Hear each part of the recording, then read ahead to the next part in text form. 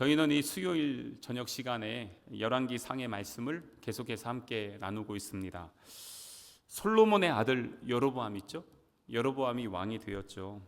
그리고 나서 그가 왕위를 쭉 이어나가다가 죽었다. 그런 내용들이 오늘 우리가 읽은 본문의 말씀입니다. 그런데 보통 성경에서는 왕들의 이야기가 나오면 그 사람이 어땠더라 이런 평가들이 나오거든요. 그 평가들이 오늘 여기에 있는 말씀에도 있고, 또 보면은 열왕기 상하 보시다가 또 역대 상하 보면은 뭔가 내용이 똑같은 것 같은데 또 약간 또 다른 것도 같고 막 이런 느낌 들지 않으세요? 그게 차이가 있습니다. 왜냐하면 기록할 때 그 기록한 관점에 따라서 기록하는 느낌이, 관점이 다르기 때문에 그렇습니다.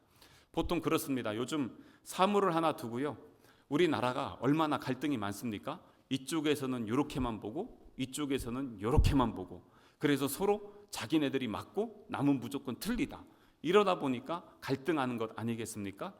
그것을 뭐라고 하냐면 관점의 차이라고도 하고요. 기독교에서는 그렇기 때문에 세상 사람들은 이렇게 보고 이렇게 보는데 그러면 우리는 어떻게 봐야 되냐 라고 하는 것이 뭐냐면 기독교 세계관입니다. 기독교 세계관, 제가 예전에 한번 쉽게 설명을 한번 해드린 적이 있었는데, 한번 그림을 한번 그려보세요. 셀로판지가 있어요. 셀로판지를 가지고 노란색을 갖다가 딱 하고 쫙 얼굴에다 댄 다음에 세상을 보면 무슨 색으로 보이죠? 노란색으로 보이죠. 녹색을 갖다가 쫙 대고 세상을 보면 녹색으로 보입니다. 그게 뭐냐면 내가 세상을 보는 창문입니다. 그게 관점이고 기독교 세계관이라는 것입니다. 그래서 이념적으로 보면 세상이 다 이념적으로 보이고요, 또 신념적으로 보면 신념적으로 보여요. 그리고 또 믿음으로 보면 믿음으로 보이고요. 그러니까 내가 보는 관점에 따라서 다 다르게 보입니다. 그런데 시중에 파는 셀로판지 있잖아요. 그거를 가지고 하나 둘씩 하나씩 놓으면 색깔이 그 색깔대로 보이는데 이놈들을 다 섞어 놓잖아요. 그럼 무슨 색이 되는지 아세요? 검정색이 됩니다. 그래서 온갖 것이 우리 안에 안경으로 짝짝짝짝 가려져 있으면 그것들을 딱 하면 보이질 않습니다. 장님이 됩니다. 그게 바로 세상을 보는 창입니다.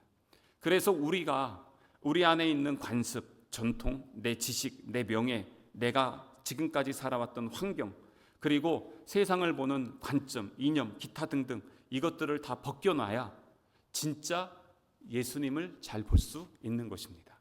그것이 뭐냐면 기독교 세계관입니다. 그래서 세상을 보는 창, 이게 우리에게는 중요합니다. 성경도 마찬가지입니다. 어떤 관점에 따라서 기록했냐에 따라서 이게 논조가 다릅니다. 예를 들어서 열왕기 상하는요, 어떤 관점으로 보냐면 율법적인 관점으로 기록을 합니다. 그리고 또한 이 사람이 그래서 하나님의 말씀을 지켰냐 안 지켰냐, 율법을 지켰냐 안 지켰냐. 그래서 오늘 말씀들이나 열왕기 상하를 보면은 다 뭐가 있냐면 여호와를 쫓았냐 안 쫓았냐, 순종했냐 불순종했냐. 그래서 그들을 평가할 때 보면 오늘도 르호보암을 평가할 때 그가 우상과 산당을 지었다, 이걸 굳이 써요. 그러니까 열왕기 상하에서는 잘못한 것까지 다 기록합니다. 그래서 다윗이 범죄한 것들도 다 기록합니다. 역대 상하는 어떨까요? 이스라엘이 바벨론에 망했습니다. 포로로 끌려갔습니다. 포로지에서 예배할 수가 없었습니다. 그래서 그발강가에서 예루살렘을 향해서 눈물을 흘리면서 통곡을 합니다. 그러면서 하나님 앞에 기도합니다. 그때 우리 하나님께서 이사야나 예레미야를 통해서 이스라엘 백성들 그곳에 훈련을 시키면서 70년을 보낸 다음에 극상품 무화과 나무로 만들어주겠다. 그래서 그들이 극상품 무화과 열매로 변화되는 과정들, 그러면서 자기들이 되돌아본 거예요. 왜 우리가 망했을까? 왜 우리가 포로가 됐을까? 왜 우리가 여기까지 왔을까? 왜 하나님은 그때 침묵하셨을까?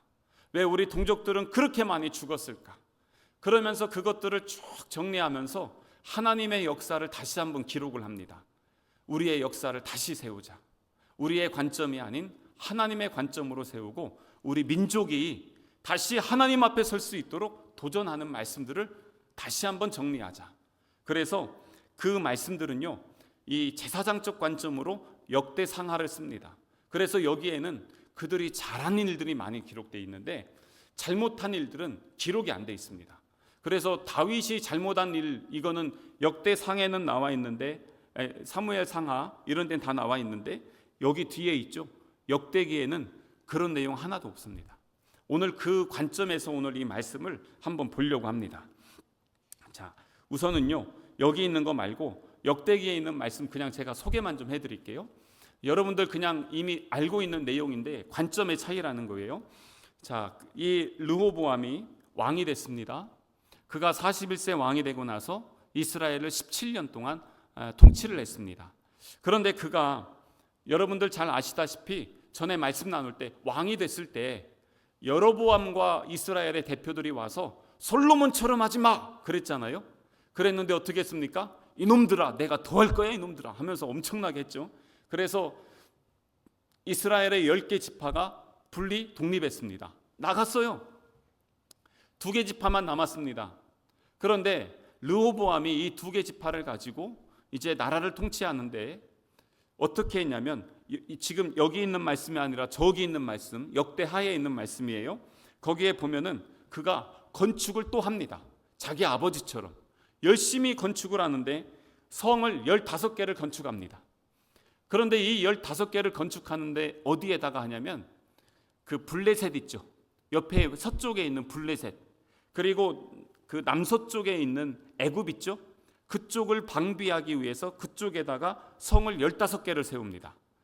요즘 우리가 그 팔라완에 교회를 세우는 곳은, 우리 교회는요 주로 어디에다 세웠냐면 팔라완의 남쪽 지역. 왜냐하면 거기가 이슬람이 계속 올라오니까 교회를 갖다가 심어놓자, 그리고 전도하자, 이래서 그쪽에다 세워놨잖아요.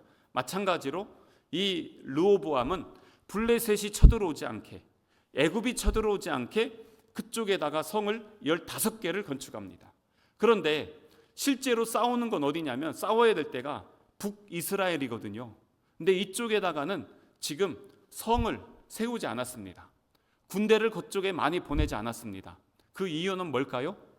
소위 그쪽 사람들이 예배하러 언제든지 와, 너희들 여기 예루살렘에 와서 하나님 앞에 제사 드려, 그러면서 문을 그냥 활짝 열어놓은 겁니다. 그러니까 자기 동족들에게는 하나님의 은혜와 긍휼을 베풀고 이방인들에게는 철저하게 방비했다는 것, 그게 바로 역대하에 그런 식으로 기록을 하고 있습니다. 그리고 또한 그가 오늘 그 뒤에 있는 말씀 한번 보세요. 그 31절에 보면은 그 맨 끝에 그의 아들 아비암이 대신하여 왕이 되니라 이렇게 있잖아요. 이 왕을 세우는데 어떻게 하냐면 후계자를 일찍 세웁니다. 왜 그랬습니까? 아주 그냥 누가 왕이 되냐를 가지고 다윗 때 어땠어요? 형제들끼리 서로 죽이고 난리 났잖아요. 우리 이런 역사 반복하지 말자. 그래서 아비암 왕으로 미리 딱 찍어놓고 나머지 동생들은 지역으로 싹 보내서 지역의 군주 딱 맞게끔 그렇게 해서 질서를 쫙 잡았습니다. 잘했죠. 이런 거 잘한 겁니다. 그리고 또 그 여로보암이 북이스라엘에서 잘못한 게 많이 있었어요. 뭐냐면 예루살렘에 가지 못하게 하기 위해서 황금 송아지를 만들어 놓고 그것을 베델과 단에다가 놓은 다음에 이것이 우리 하나님이다, 여기에다가 절을 해라, 그러면서 제사장들을 어떻게 했습니까? 원래 있던 제사장들 다 목 잘라버리고 그리고 자기가 제사장들을 지명했습니다. 레위 지파 사람이 아닌 다른 사람들을 이 제사장으로 세워놨잖아요. 그러니까 일손, 이제 손 잘린 제사장들 있죠. 그 사람들이 다 어디로 갔냐면 남쪽 유다로 갑니다. 르호보암이 있는 데로 가는데 르호보암이 어떻게 했냐면 어서 오십시오, 다 오십시오, 여러분들 환영합니다. 이곳에서 하나님 마음껏 예배하고 그리고 여러분들의 믿음과 신앙을 지키십시오. 그래서 북쪽에 있는 사람들 중에 정말 믿음을 지키고 싶었던 사람들이 계속해서 남쪽으로 내려왔습니다. 그래서 그 사람들을 다 받아줬습니다. 그래서 그는요 자기 집안도 잘 다스렸고 국방도 열심히 했고 그리고 또한 신앙도 지키기 위해서 노력했습니다. 그게 역대하의 이 르호보암의 삶의 전반기 부분을 그렇게 기록하고 있습니다. 그러니까 좋은 거 많이 쓴 거예요. 그런데 오늘 우리 본문의 말씀 보세요. 오늘 본문의 말씀 보면 그런 거랑은 좀 달라요. 금방 말씀드린 것처럼 이 여로보암이 아까 말씀드렸죠. 그 절기를 바꾸고 그 다음에 제사 장소 예루살렘이 아닌 베델과 단으로 바꾸고 제사장 자기 마음대로 하면서 난리를 폈거든요. 그랬는데 르호보암은 어땠냐?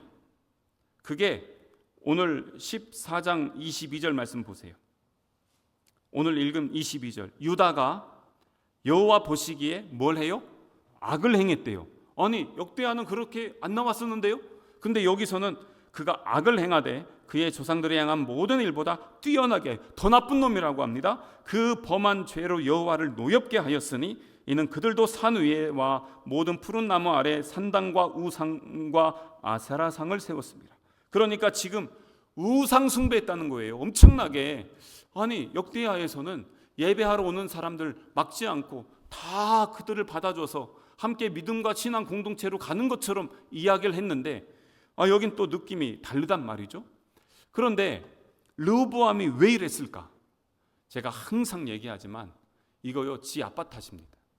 솔로몬이 원래 그랬습니다.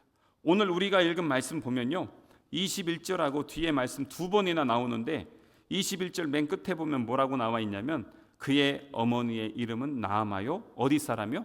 암몬 사람이라 이렇게 나와 있습니다. 그러니까 어머니가 이방인입니다. 이거 누가 데리고 왔습니까? 솔로몬이 데리고 왔습니다. 그래서 부인이 1000명이었잖아요. 그 중에 한 명. 그래서 낳은 것이 르호보암입니다. 그러다 보니까 이 자기 엄마가 가지고 온 우상이 있잖아요. 어렸을 때부터 그거 본 거예요. 하나님도 아는데 우상도 알아요. 하나님 섬기는 방법도 아는데 제사 우상 섬기는 법도 다 알고 있어요. 그래서 그의 마음이 이랬다가 저랬다가 왔다리 갔다리 맨날 이러고 있는 것입니다. 그랬다가 왕권이 어느 정도 안정되고 나니까 우상들, 왜냐하면 우상들의 특징이 있습니다. 그 특징은 뭐냐면 쉽게 얘기하면요 다 우리들에게 잘 먹고 잘 살게 해달라는 거예요. 하늘의 해, 달, 별, 바람, 비 막 이런 거 있잖아요. 이런 것들, 그것들로 인해서 우리들에게 곡식 좀 많이 나게 하고 풍성한 풍년이 좀 되게 해달라, 이런 것들 구하는 거예요. 우리 자식 좀 많이 낳게 해달라, 다 이런 것들입니다. 그러니까 우상을 섬기는 게 매력적입니다. 사람들 보기에도 왠지 끌립니다. 그런데 하나님 제사하는 건요 늘 밋밋하고 그냥 심심한 것 같거든요. 그러니까 사람들이 그렇게 갔단 말이에요. 그런데 그렇게 했는데 여기서 하나 봐야 될 게 뭐냐면 22절을 다시 한번 보면요 여기에 뭐라고 되어 있냐면 유다가 여호와 보시기에 악을 행했죠. 근데 여기에 르호보암이 여호와 보시기에 악을 행한 건 아니네요. 유다가 그랬다고는 돼 있네요. 그런데 이것 때문에 누가 심판을 받냐면 25절 보세요. 르호보암 왕 제5년에, 그러니까 그의 통치 기간에 하나님의 심판이 있습니다.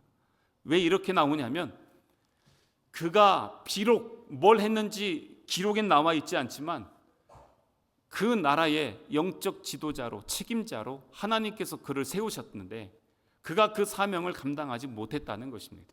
그리고 하나님은 그를 치셨다는 것입니다. 근데 여기에서 이제 우리가 봐야 될 게 있습니다.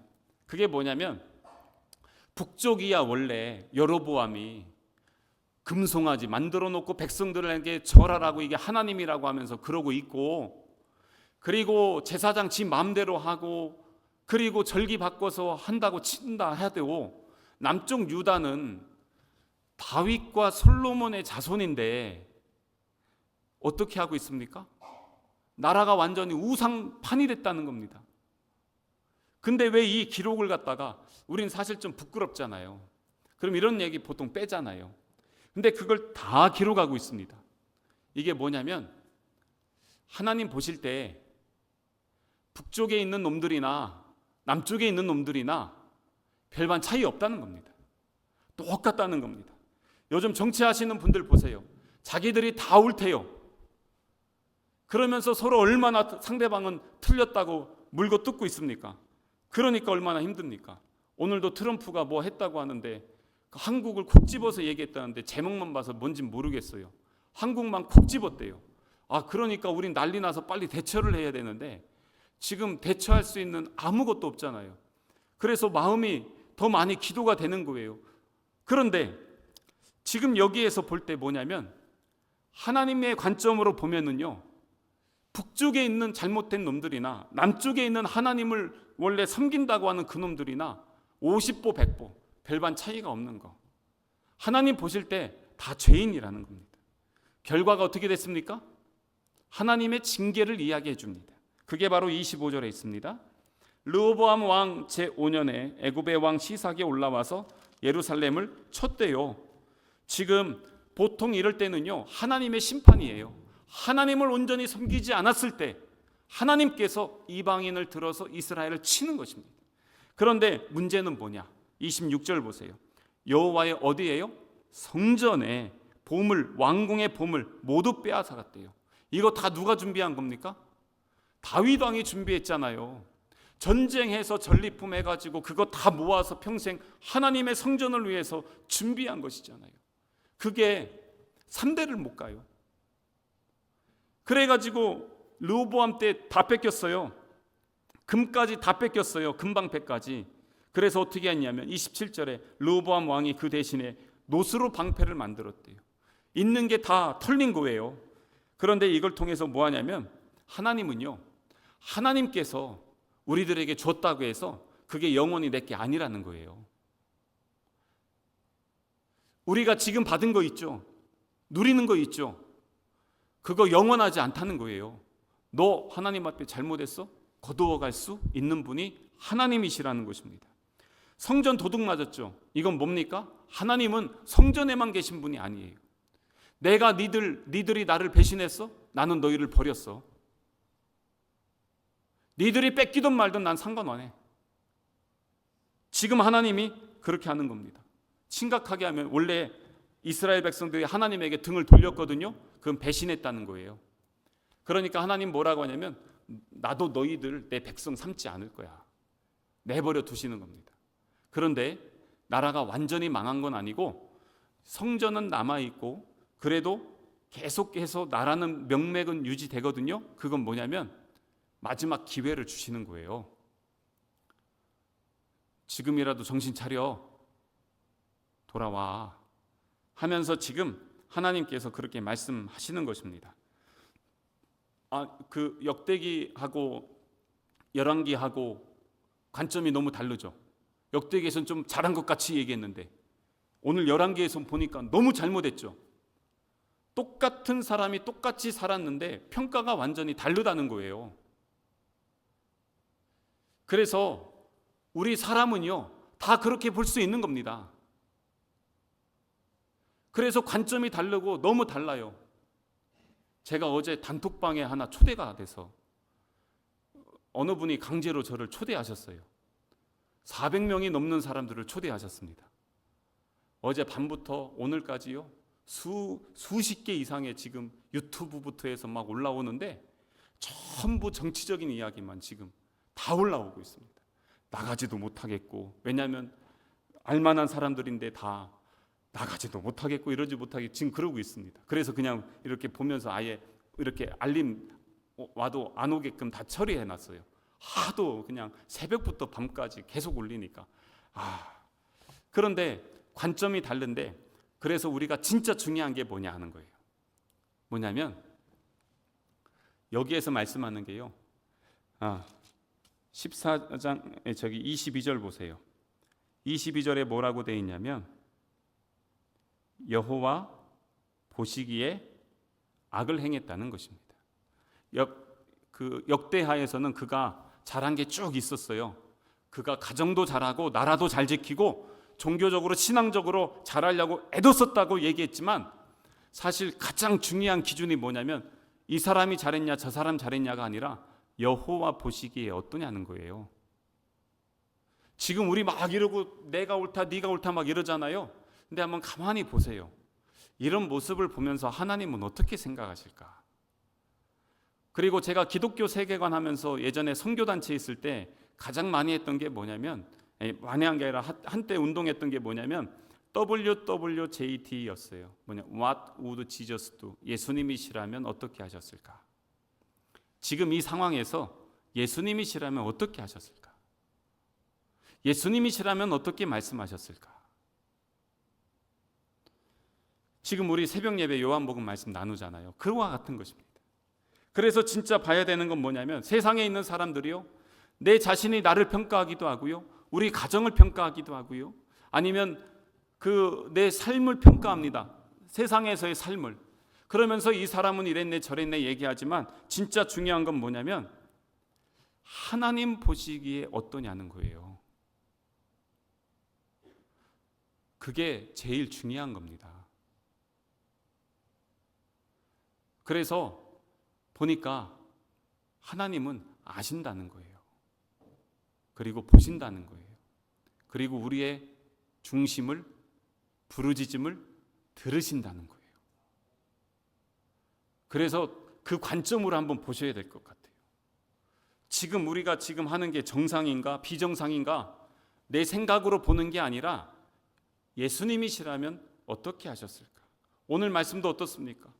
예수님의 그 십자가의 그 재판 과정은요, 불법적인 요소가 한 10개는 됩니다. 다 불법입니다. 그런데 예수님이 그거 가지고 한마디도 하지 않으십니다. 왜냐하면 그걸 통해 하나님의 뜻이 이루어져서 십자가를 지셔야 되기 때문에 담대하고 당당하지만 불법을 가지고 왜 불법했냐고 난리피지 않습니다. 살려고 애걸복걸하지 않습니다. 그게 바로 예수님의 길이었습니다. 그러면서도 가장 극단에 있었던 당시에 가장 큰 권력자들, 예수님을 죽이려고 했던 그 사람들과, 그리고 예수님의 수제자인 베드로, 이 권력자들은 예수님을 죽이기 위해서 십자가 빌라도에게까지 자꾸 데리고 가고, 베드로는 예수님을 3번 부인했습니다. 완전히 다 버림받았지만 예수님은 그 자리에서도 하나님의 뜻이 이루어지는 것이 최우선의 목적이었습니다. 성경에서도 평가는 그렇습니다. 이 여호와 보시기에라는 말씀이요, 오늘 여기서부터 반복해서 나오는데 뒤에 계속 나옵니다. 요게 다윗과 솔로몬은 요게 거의 안 나와요. 근데 이제부터 막 나와요. 왜냐하면 다윗 후손 이후에 니네들 어떻게 살았는지 아냐? 그래서 우리가 말씀 공부할 때 통성경 길라잡이 할 때 그 노래 있어요. 노래 중에 뭐가 있냐면 천년모범 하면서 노래 있거든요. 천년모범의 기준이 되는 사람이 누구냐면 다윗입니다. 다윗이 어땠을까요? 늘 하나님의 마음에 합한 사람. 그게 사도행전 13장 22절에 나와 있습니다. 내가 이새의 아들 다윗을 만나니 내 마음에 맞는 사람이라. 그가 실패했어요. 실수도 했어요. 넘어지기도 했어요. 그런데 그럴 때도 하나님을 바라봤어요. 하나님을 의지했어요. 아까 우리 마지막 불렀던 찬양 있죠. 나의 영혼이 잠잠히 하나님만 바랍니다. 나의 구원이 오직 우리 주님에게서부터 나옵니다. 그게 그의 신앙의 고백이었습니다. 그걸 하나님이 기뻐하신 거예요. 그의 부족함도 연약함도 있음에도 불구하고 하나님은 그것을 보신 거예요. 그의 중심의 부르짖음을 들으셨어요. 그래서 그는 늘 찬양했어요. 하나님 앞에 서기 위해 애썼어요. 그 중심 보는 거예요. 하나님 평가는 그거였어요. 우리가 완전한 사람이 있어요? 그런데 우리가 이 자리에 서서 예배할 수 있는 것은 하나님을 바라는 그 마음 중심, 하나님 그거 기뻐하시기 때문에 그렇습니다. 그래서 우리가 또 하나님 속일 수는 없잖아요. 그가 광야 훈련을 지나면서 그 가운데서 잘 다듬어졌어요. 그러고 나서 정말 이스라엘의 왕이 된 것이죠. 오늘 결론입니다. 사람들 볼 때 좋은 거 그거 오래가지 않습니다. 사람이요, 배신도 잘 때립니다. 그 집 나간 탕자 보세요. 돈 많을 땐 사람들이 모여서 먹자 마시자 부어라 얼마든지 했습니다. 돈 다 떨어지니까요, 돼지 먹는 쥐염 열매 먹는 거예요. 아무도 도와주지 않습니다. 세상은 그렇습니다. 그런데 여전히 기다리시는 분이 있었죠? 아버지였잖아요. 사랑의 아버지이십니다. 그래서 우리가 세상 사람들의 판단, 평가, 그게 아니라 진짜 중요한 건 하나님의 평가입니다. 우리 교회가 하나님이 기뻐하시는, 하나님이 영광 받으시는 교회가 되기를 주님의 이름으로 축복합니다. 우리 성도들 가정에 우리의 삶에 하나님이시라면 어떻게 할까? 예수님이시라면 어떻게 할까? 예수님이시라면 어떻게 말씀하셨을까? 예수님이시라면 이때 어떻게 행동하셨을까? 그것이 우리의 삶의 기준이 되어서 예수님의 마음을 흡족하게 하고 예수님의 기쁨이 될 수 있는 그런 우리 성남 가족 되시기를 주님의 이름으로 축복합니다.